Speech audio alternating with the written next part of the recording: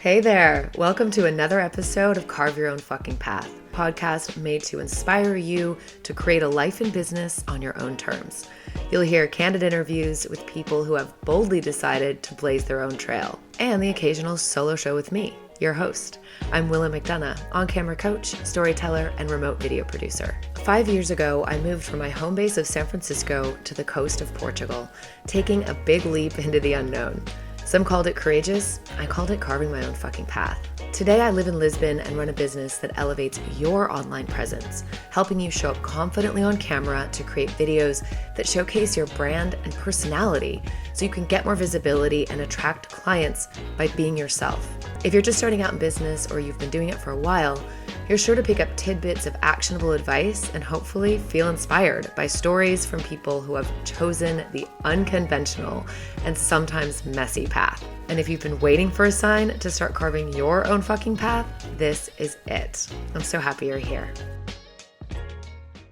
Hey. Yay. Hi. Wilsey, I'm so not prepared. I don't know what you're going to ask me. Oh God, I'm not prepared either. Are we just going to do like a wing it? Oh, we're going to wing it. Okay.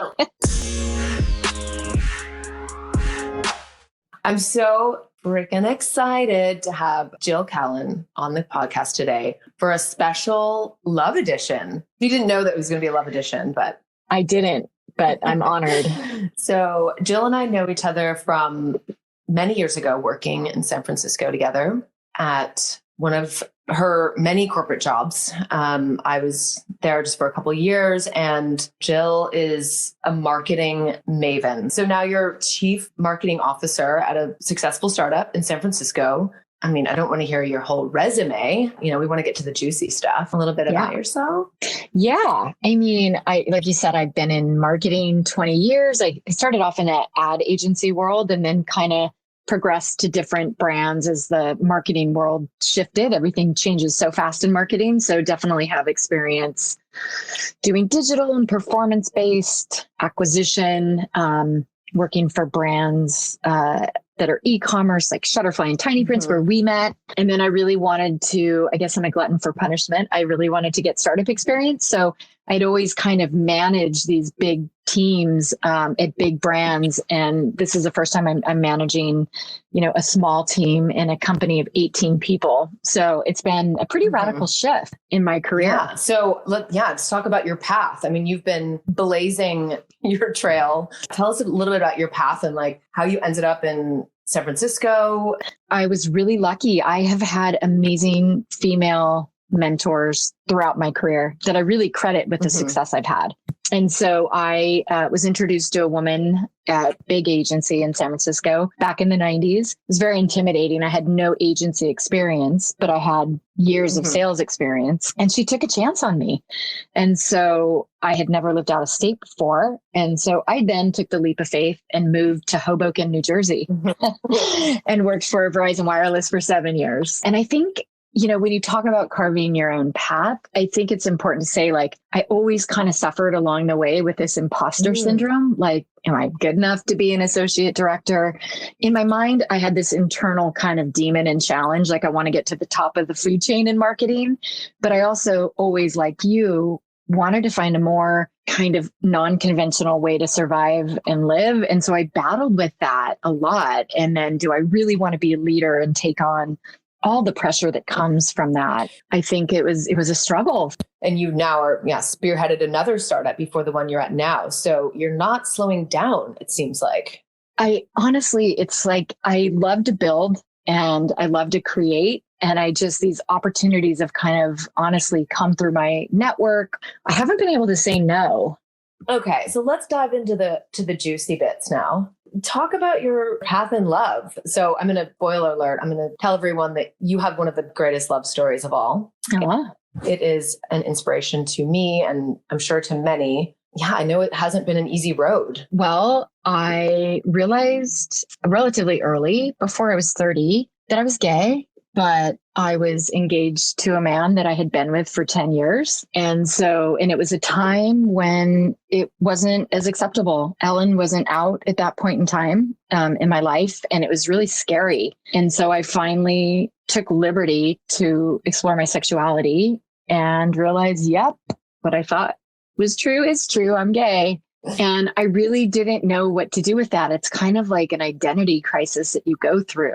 And it was a very long decade of living in the closet, living my life and dating women and exploring that side. But it's like it took me a decade to get really comfortable with it. I think I really suffered with internalized homophobia. And it was a blessing when I got the opportunity to go live in New York, because I was able to get some separation from my family, to be closer to a woman that I was falling for at that point in my life, and to really explore, like, is this really true? Is this a phase? All the questions that, people ask me when I come out. It's my mom. And I was able to really kind of solidify and come out in New York. And there's just no better place in the world to come out than New York City. I bet. Yeah, it was just a really exciting time. And I kind of had this perception of what lesbians were going to be like as a large community. And I was just totally blown away when I had heard that the best lesbian bar was called Starlight on the Lower East Side, and that it happened on Sunday nights at 9. I was like, oh, screw it. I'm going to do it anyway.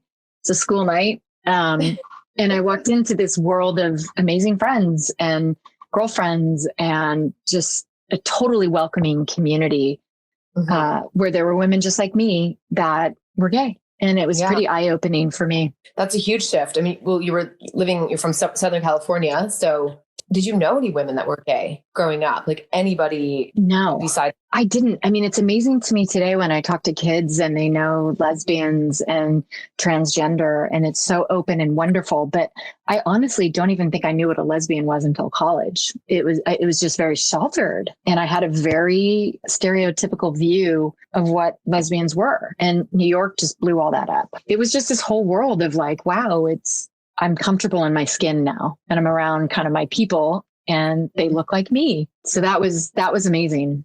What was it like at work? You were in New York for 10 years, right? So did you integrate that at all into your corporate identity? It took a while. So my office was in Morristown, New Jersey, which is a pretty conservative suburb in Jersey. It's about an hour outside of New York. And no, I wasn't. I think I would talk about, I would make up names, right? Like Nick. It could go either way, boy or girl. I would avoid he or she. Pronouns weren't really a thing back then, but I did it anyway. And then I met a lesbian at work, and she always referred to her girlfriend as her roommate. Oh, and I was like, come on, you're coming in a Giants jersey. There's no way your roommate's packing you lunch at 32 years old.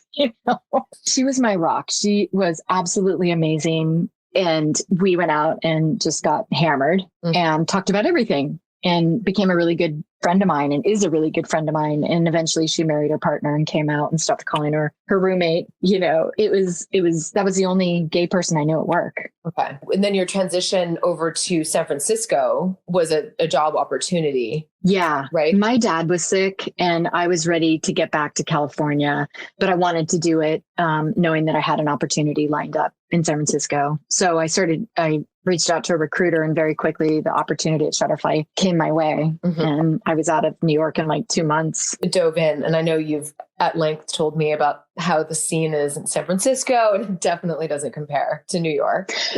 I was a little disappointed when I got here. I was like, it just, there was so much energy in New York City, and it felt really quiet when I got to San Francisco. And it definitely is more of a town than a city. And so there was an adjustment period for me for sure. And I was starting over. I had an amazing community of women who were friends of mine, a very active social life in the lesbian scene in New York.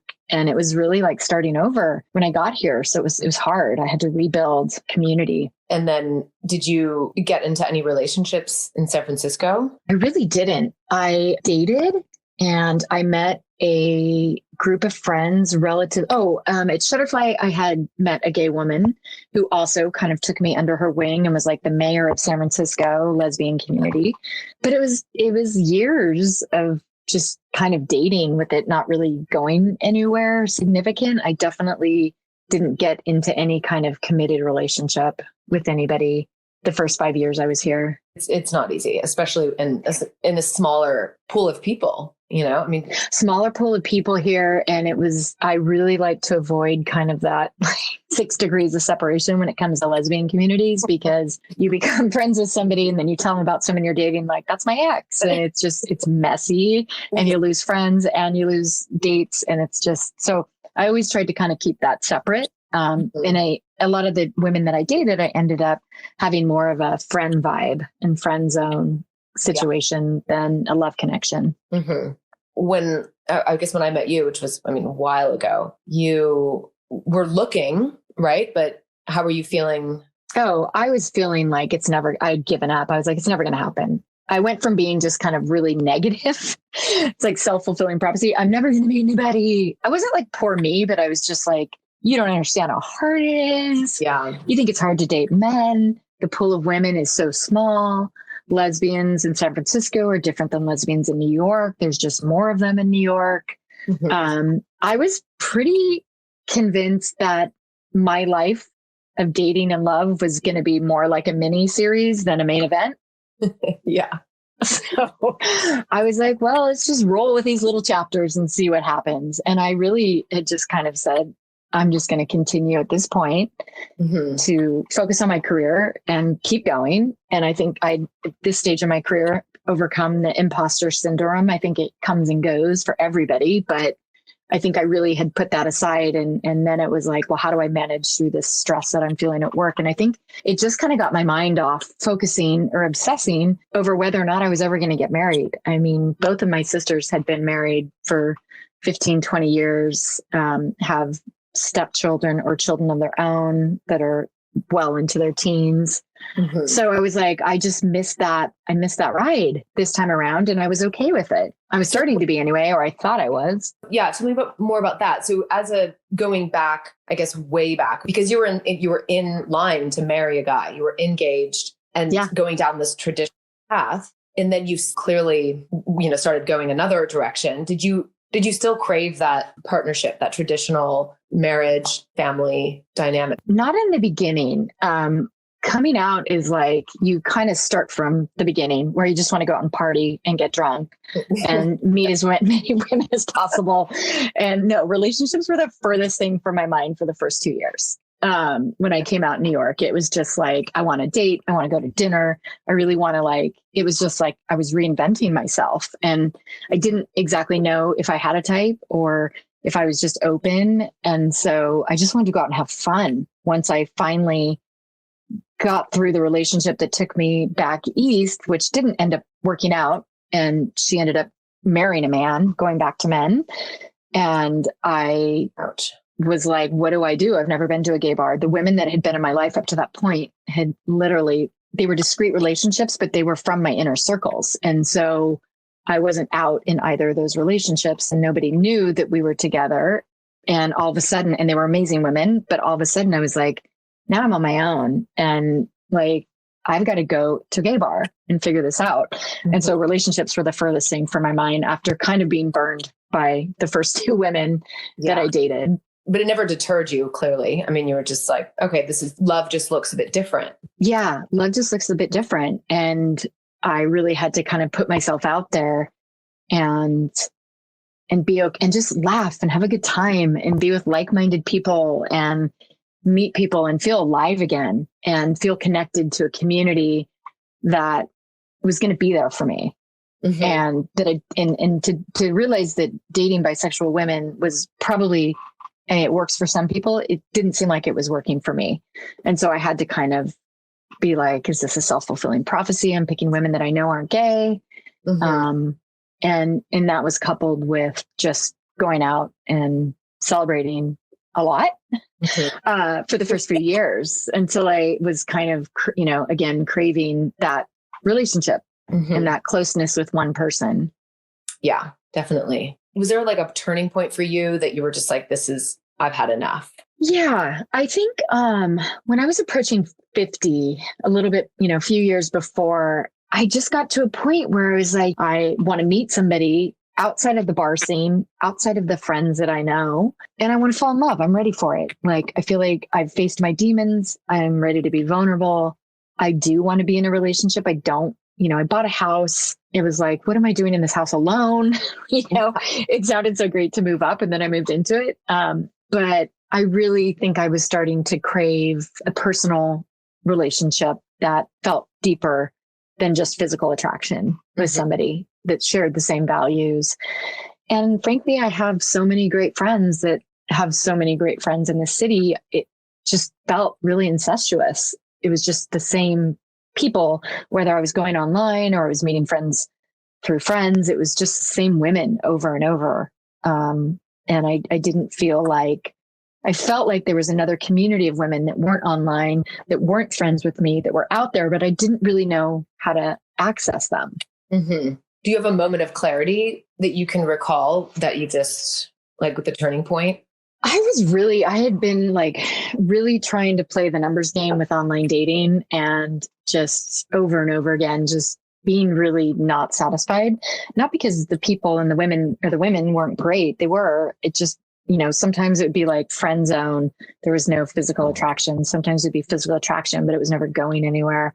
I just never felt like I experienced the whole package and that I met anybody that I could see myself in a long-term relationship with. And so a friend of mine over a drink was like, you should consider this lesbian matchmaker. She's got a full business and she's got a network of women that you can date either in LA, San Francisco, or if you're open, New York. And I was like, matchmaker? I don't know why it was so polarizing to me, because it's not that different than going online to meet somebody, but I was really resistant to it. So I sat with that idea for about a year before I actually did anything about it. I mean, I kind of struggled with just paying for this service because it's expensive, but it's basically 6 dates for a sum of money. And I'm like, what if I don't find it in 6 dates? Then what? Yeah. Because I kind of felt like it was my Hail Mary to finding true love. Yeah. Okay. So you get 6 dates. Did you go on all 6? No, I went on 4 and then I froze my account.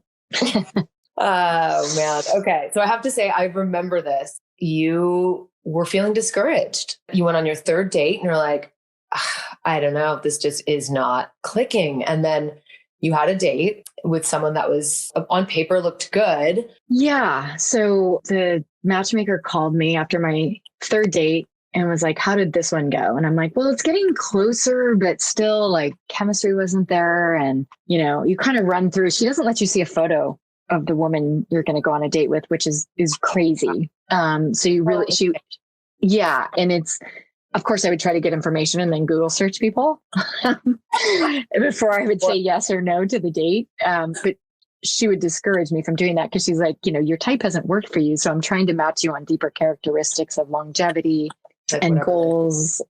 My 4th date, Brianna, didn't look that great on paper. She was 18 years younger than me. I was like, literally, I remember being like, the matchmaker's name is Frank. I remember being like, Frankie, what the actual fuck? Like, she was born the year I was graduating high school. How is this going to work? And she's like, hear me out on this. You are a much younger version of 48, and she is a much more mature version of 30. She's like, guess where she's from? And I'm like, I don't know. And she's like, well, guess. I'm like, I don't know. And she's like, Long Beach. So she's from my hometown. So I was like, okay. And she's like, go on a date with her. She's amazing. I didn't know what to expect. I just went into it like every other date where it's like, I'm going to meet this person. She knows my age. She's okay with it. I know her age. I'm okay with it. We have a lot in common. And let's just see what happens. And like any of the other dates, I was nervous, because they're blind dates. And so you haven't even seen each other. So there's a lot to take in from the moment that person walks through the door. Mm-hmm. But of course, I had Google searched her and found her, and I was on board. Good. So you had an idea. Yeah. Yeah, I did. And she did the same. So we were just kind of hoping that our Google searches turned up the real person. You don't know until you walk through the door. So then, okay, so you go on the date and she gives you kind of guidelines, like don't drink too much and just try to have good conversation. And so we stuck to that. We had, I think, 2 glasses of wine. We closed the restaurant down, just talking and laughing. We didn't even realize it. We looked around, we're like, wow, we're actually the last people in here. And we just walked back to bar. I walked her back to Bart, and I didn't really know how she was feeling at that moment because she just hugged me and we said goodbye. And I said, text me when you get home. The rule was with this matchmaker that if you're supposed to give the matchmaker feedback before you reached out directly to that person for date number 2, so that nobody was feeling pressure or anything. So it's supposed to be this neutral experience. I remember I was sitting in Creative Live talking to my creative director and somebody else, just saying like, gosh, I really want to reach out to this person, but I'm waiting to talk to the matchmaker. And I remember being in a meeting and Brianna texted me and she's like, I'm breaking all the rules here, but here's the bottom line. I'm leaving for New York for a month on Sunday. I had a great time with you. And are you by any chance free Saturday night? Ooh, it's got me chills. Yeah. Yeah. And I was like, I am. And so I was really, really excited for that date because I didn't know how she felt when I left. She had more excitement than she was conveying. And it to me felt like the first legitimate date I'd had in a long, long time, where you're legitimately excited. You know, it's going to be special. You know, somebody's coming at it from the same place that wants the same things as you are. So it was just a really amazing circumstance to enter into. And I just, it was like that kind of date where you're like planning what you're going to wear. You're going to work out at 4:00. You're going to give yourself 2 hours to shower. You're going to get there 30 minutes early. You're not going to drink before the date because you want it to go well. Like that doesn't happen that often with me. No. God. Yeah, I'm usually doing a pregame before the date. And we had just a really, really great night. We went and had dinner and we stayed out. She was leaving the next morning at like 6 or 7. We stayed out till like 2 a.m. We were both just really excited, but it was really hard because she was going away for a month. I just kissed her goodnight. And then our romance kind of built up over the course of 4 weeks while she was in New York. So I wasn't really expecting to hear from her that much, but I did. So we were kind of able to get to know each other in a really slow paced way that felt really natural, but also really exciting. And it forced us to move really slowly with each other. And I remember being at work one day and we had gone to this place, the woods. We had gone to the woods in Oakland and we had discovered this really amazing Perry cider called Argus that I became obsessed with. You know me. It was like last call. I was like, I'll take 2. And I was at work one day and she'd only been gone like maybe a week and we had texted like once or twice, but not too much. I was expecting to really not hear from her. And I got this amazing package and then I opened it. It was a 6-pack of Argus cider and it said, hi, Jill, waiting sucks. Can't wait to see you again. And it was just like, I was so moved by just that gesture. And I was really touched by that. And I knew that it was kind of the start of something really different and felt very different than anything I'd felt in a really long time. And from then on, yeah, we were pretty serious after that. So you guys are dating seriously. What kind of plans are you guys making? Well, Brianna was really clear up front that she wanted kids and marriage. And I was at that point really convinced that I didn't, but we fell in love and we just it was this 800-pound gorilla in the room until it couldn't be anymore. And I couldn't, despite therapy and trying to get in touch with kind of why I wasn't seeing myself as a mother, why I couldn't kind of overcome that. Maybe it wasn't my plan, but I'd met somebody whose plan it was. And I couldn't, for some reason, I was just blocked. I couldn't, despite going to therapy with her in couples counseling, I couldn't come around to the idea of raising a child in my 50s. It just seemed like something that could not be done. And so we, a year ago, actually, we split up. This, we kind of intellectualized this breakup and said, we just want different things. We can't do this anymore because it was creating tension and arguments in a relationship when you're in love, but want different things. And it's ending at some point. It kind of runs its course. And I think in the beginning for both of us, there was a big sense of relief that we didn't have to carry around this pain. I felt guilty. She felt sad. And it was just coming together in this really non-cohesive way. And kind of we're just refiguring out how to be single. That's a huge shift from going, to such an intense relationship and then splitting up because you had to, in a way. It wasn't fair. Yeah. For either of you. It's like she wants to go one path, you want to go another. At some point, you have to just rip the Band-Aid off. That's exactly what it felt like. Yeah. Well, probably a lot more painful than that, right? Yeah. Yeah. Pretty much like stepping on glass, but for like a week straight. Yeah. Yeah, I remember. I mean, this was so incredibly painful for you because you never envisioned this life as a mom, as a parent, and also marriage, right? Yeah. It really scared me. And I didn't really understand why until she was gone. And then what happened? I booked a lot of weekend trips. I was like, I can do whatever I want. I have freedom to go away for the weekend and not worry about it. I don't have to check in with anybody. And so we cut off contact. I was just kind of going through the motions of my job. I mean, I was very sad, but I still in my mind felt like I had done the right thing. And then I don't really know what it was, but enough time had gone by. I had this, have you ever had really visceral dreams where you feel like somebody's there with you? You can feel their presence. I've had it when people pass. Like my dad, where I feel like he's sitting on the bed, but I wake up and I'm actually scared because I feel like he's in the room. I had this really intense dream that she was hugging me, and I woke up and I just started crying. And I was like, it was like a Sunday, and I was like, this is not the life that I really want to be living. This was my person. Mm-hmm. And I had brunch scheduled with my sister that day, and I showed up at brunch and I just started crying. And I was like, and she's like, we love Brianna. I really think you should get therapy on your own and try to uncover what's happening. And it just became very clear to me that day that I needed to figure out what was blocking me, and that I hadn't really explored this thing because I was trying to explore it as a couple, knowing that somebody had great expectations and desires, and mine were on the other side. So there's this whole guilt trip associated with that. I started seeing a therapist, and they asked me a very poignant question that just really cracked open this whole epiphany for me around motherhood and, the challenges that my mom went through and why that was kind of blocking me. I kind of knew after like 3 therapy sessions that I wanted to try to reach out to her, but I knew that I wanted to also give this due diligence and make sure I wasn't just missing her, and that I really had come around and been like, I want a life with you, and a life with you means marriage, commitment, and family. And I was kind of blown away by it too, but I couldn't stop talking about it, thinking about it. And my sister, who's my best friend, was my sounding board. And she's like, this all sounds very well thought out, and don't wait too long because Brianna's a catch. And so I was trying to balance not waiting too long versus like not coming out of the gates hot, because I knew it was going to freak her out. She was going to be like, what? Because she had wanted it for so long. Right. Complete 360. How did she react whenever you came to her with this information?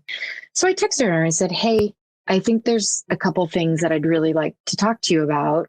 Do you think you could carve out some time for me in the next couple weeks? At first she said, okay, I'm kind of busy the next week, but we could do it this weekend. I'd like to do it in a neutral place. Then I got a text like a few hours late, and we had a date. And so I was kind of like, okay, I'm going to work towards this. And then she wrote me back and she was like, I'm sorry. I don't think there's anything left to say. I can't rehash. This is an incredibly painful point in our breakup, and I need to keep going. And I don't think there's anything you could say to me that's going to change anything.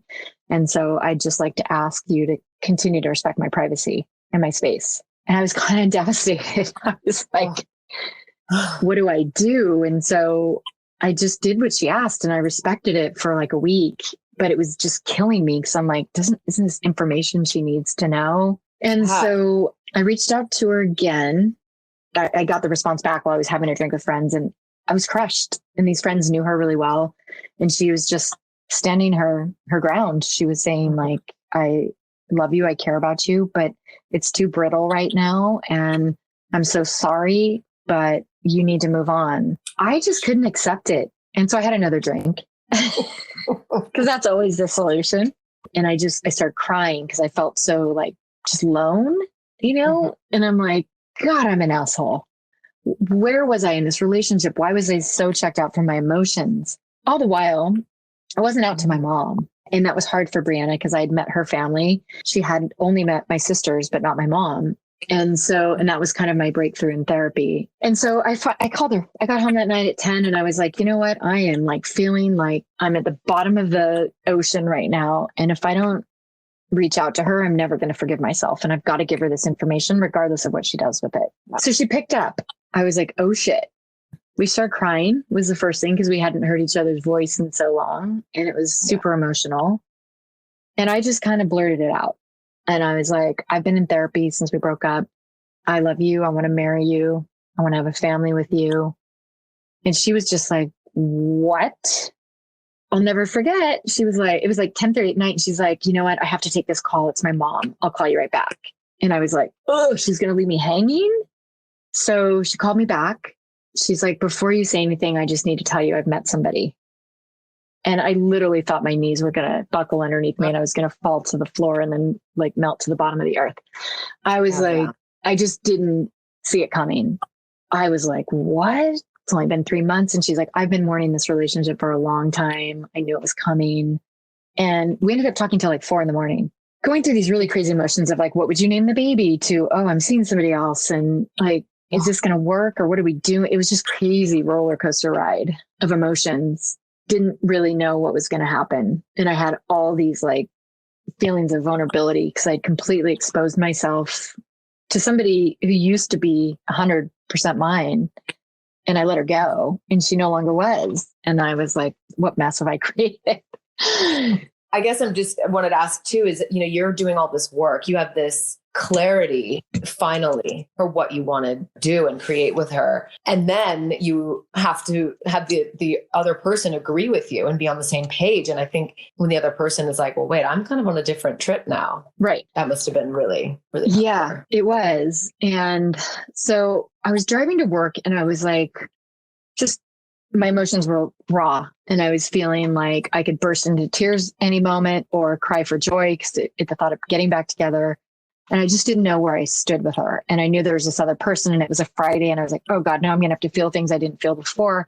I didn't really think about her with other people. I was suddenly faced with all those demons and like having to manage through jealousy and acceptance and kind of being like, well, I put it out there and now, whatever's meant to be will be. And I'll never forget, I was driving to work and she called me. She said, I just want you to know I'm really excited about last night's conversation. There's a lot I need to uncover before I can give you any kind of an answer. And I need some time to think about where I am with this other person. Can we talk at 4:00 today? She said, are you serious? Has anything changed? Can I trust you in this decision? And I said, you can trust me 100%. And she's like, okay, then we need to talk about a path forward. But before I can do that, here's my plan. I want to talk to this other person today and call it off. And I'll be 100% focused on you. So it was raw. Because she had met somebody else. Is that what was introducing like this new level of? Yeah, it changed things for me a lot. It did. It struck me that it was real and that because I don't know that I was moving on. I was living and I was, moving forward in my personal life, but not in my love life. Like I hadn't been on a date. I'd been on one date with somebody and I clearly realized that how much I missed Brianna. The date made me depressed. It didn't make me feel like, oh, there's a whole new world out there. I felt like immediately I'd lost something that was possibly the best thing that's ever happened to me. And can you talk about courage? Because I love asking people this question because it takes a lot of courage to do what you did, to come to really explore and dive deep into what was really going on with you. And why you were feeling resistant. And even if you decided this isn't for me, there's no right or wrong answer. Do you feel like it was courageous? Yeah, it was courageous for me because, oftentimes you're not really, it's considered in the gay community that you're not really out until you tell your parents. And I wasn't out to my mom. And so I knew that getting Brianna back meant me talking to my mom. And for some reason, even though 51 years old or 50 at the time, it's like you regress to childhood. And it's just, I was raised in a very conservative household. And, my mom wasn't somebody that I saw at the time as somebody that I could talk to about it. And I was afraid of being judged. I was afraid of her. She's religious. I was afraid of her cutting me off, even though I didn't really think it would happen. But I had all these fears associated with it. And so I knew getting Brianna back meant living my life fully out and my mom meeting Brianna and my mom understanding that we're getting married. And this was all in a very short timeline of coming out and talking to my mom. And then, by the way, we're getting married. it was crazy. And so, I was really nervous. I'll never forget. I mean, I just was trying to figure out how I was going to do this and talk to my mom about it. If, in fact, I got Brianna back. Mm-hmm.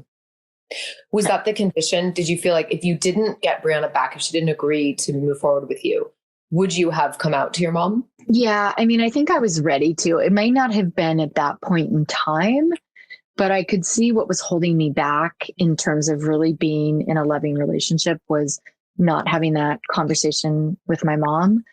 Brianna and I ended up getting back together, and it's around St. Patrick's Day, and Easter was coming up in a few weeks, and my mom was coming up to San Francisco. And I'll never forget, I was trying to talk to my sister Judy about it, and she was like, "Oh boy, I feel for you." I was here at work one night late, and everybody had left, and I was like, "It's now or never." And I had asked Brianna, like, "Do you want to meet my mom at Easter? If I come out to my mom and she's open and we can make this work, is that a good time for you to meet her?" And she was like, "Yeah." So it was like, there was nothing I could do to get out of it at this point in time. Yeah. And I texted her and I said, "Hi, Mom, I love you. And I want you to know I'm happy.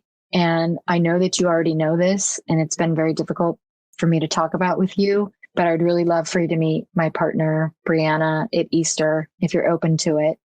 If this is hard for you," I made all these excuses. "If this is hard for you, you don't want to do it, you can meet her another time." And I sent it, and I was just like, "Oh shit, I need another tequila shot." I was like, what? And so I thought, well, I probably won't hear from her for a couple of days. And I got a text back like 15 minutes later, and she said, "You're my wonderful daughter. I love you. Of course, I look forward to meeting Brianna." Oh my God. And I was like, now I'm going to take another tequila shot for a completely different reason. And I remember just screenshotting the text and sending it to Judy and Jennifer and my sisters and then Brianna, and just being like one of the best nights of my life, to be honest. Just like such a huge burden. We talk ourselves into these realities that aren't realities. And that was kind of my big takeaway, is that it was just a really big milestone for me. And that was only a year ago. Yeah, it's huge, like a huge milestone. Okay, so there's another milestone that's coming up. Tell us about that. Getting back together was incredibly amazing. Our relationship is better than it's ever been. I feel like we are able to talk and get through things now in a way that we really couldn't before, because we know that it's a forever game. And so we wanted to get married. And I had before, when she was giving me signs that this was going to work out, I had already started brainstorming where we could get married, what it would look like. I had talked to somebody about where to get rings. And so I kind of brought Brianna into all this shortly after she met my mom around Easter time. And that was a hard thing, is like my mom had met Brianna in April, but my mom didn't know that there were plans, for us to get engaged in the next 6 months and to get married. And so it's a lot to be like, "Hi, Mom, I'm gay. This is my partner. We're getting married and we're going to have a baby next year." It's like, whoa. Really the way that every single textbook tells you not to do it. They say, tell your parents first, give them time, So I was on this kind of expedited timeline. You're carving your own fucking path once again. I was just like, I got to blaze right through the side of the mountain, like head first. I kind of shared some ideas with Brianna, so that part of this too was not just like it was all roses when we got back together. There was a trust issue for her, making sure that, I was really serious and that I wasn't going to get cold feet or back out. She had put a lot on the line by getting back together. And so I had to have a master plan, and I had one. And then, as you know, we had an amazing surprise engagement that you captured as my sneak peek photographer on the beach. Fun. We got engaged. Yeah. She said yes. She was completely surprised. It was a really casual, like in shorts, very California style proposal, very us, on the same beach where we committed to being in a relationship the first time 3 years ago. And it was amazing.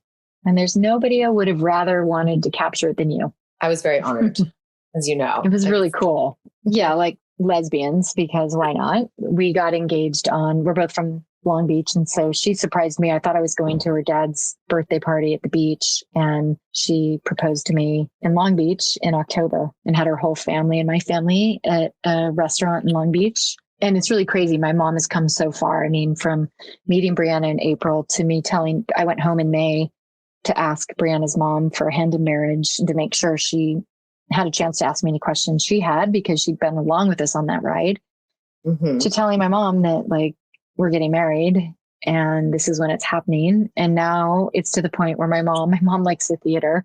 She's buying Brianna season tickets to the musicals in Long Beach that we go to with her. So my mom loves Brianna, and it's been just like the coolest thing to integrate our families. Our families live 10 minutes from each other. And my mom told all her friends. Yeah. And she's just like, to hell with it. Like, to anybody who doesn't care, like, you're my daughter. I love you and I support you. So it's been really amazing. And surreal, right? Yeah. I mean, everybody asked us if there was a transition in living together. And it's so funny because, you know, we're two type A's and two women who get a lot done. And it's our arguments are like, I was going to do the dishes. Why'd you do the dishes? My straight friends are like, that's not a fucking fight. You know? Yeah. No. Why'd you do all the laundry? I was going to do it. It's like hysterical. So yeah, I mean, it's going to be a big year of celebrations. Definitely. What are you most proud of? I am most proud of not putting the walls up after we broke up. I think I had intellectualized spending the rest of my life alone, potentially a little, you know, mini series chapters for the rest of my life. And I think I'm most proud that I saw this through and that I conquered and confronted my demons and dug pretty deep and was able to just live my truth with probably the most deservingly so judgmental person in my life, which is my mom. She gets the right to be, I guess. And just that my mom and I are so much closer now than we've ever been before because I'm living my truth with her. And I think she really appreciates being a part of the planning process and a part of Brianna and I's life. And our moms run into each other now at Trader Joe's. My mom loves her mom, and it's just, it's really cool, you know, and it's this whole world that potentially wouldn't have been opened up if I had remained closed. You know, you're very successful career-wise, and you've been very driven and focused and had a lot of success in that. So it seems like this has been quite a surprise. Yeah, it is totally different than what I envisioned. Because I think what I envisioned was just this closed box of marriage and commitment that felt like what everybody else did. And so I thought I was really carving my own path by not getting married and just by saying, fuck it, I'm going to just be a solo act. But I think really for me, it has surpassed my expectations about what I thought partnership could be. I mean, I've got somebody who's got my back, who calls me out on my shit. We laugh, we cry, we get sick of each other, but we always come back to this center, you know, like this thing that we're creating together. And so now we're talking about the next step, raising a child together, which I never, you know, I'm going to be on the older side of being a mom, but the only deal breaker I had was like, hey, I still have that plan. I don't know if I'm going to take a sabbatical per se and go travel the world, obviously with a wife and a baby, but maybe we will. Who knows? Do it your own. But the only thing I know there's just, I think what I've learned the most is that there just doesn't have to be rules. And, you know, women are having babies later and my partner's younger and she can carry, and I could even potentially stay at home, you know, or consult while she's doing the corporate job because she's got years to put in. Yeah. More dues to pay than I do, you know? You put your time in. And that was the only agreement that we had. This has been such a incredible conversation, and I really am honored that you were so open to sharing your story. Thanks for having me on. It was fun to relive most of those. That brings us to the end of this episode. Thank you so much for being here. If you enjoy the show, please rate and review on Apple Podcasts. It makes a big difference for visibility. And even better, share this episode with a friend. And don't forget to subscribe so you never miss an episode every other Wednesday. If you're interested in working together to elevate your online presence, I'd love to hear from you. Reach out to me on Instagram at whereiswillow. I also hang out on LinkedIn, Willow McDonough. Until then, cheers to carving your own fucking path. I love you.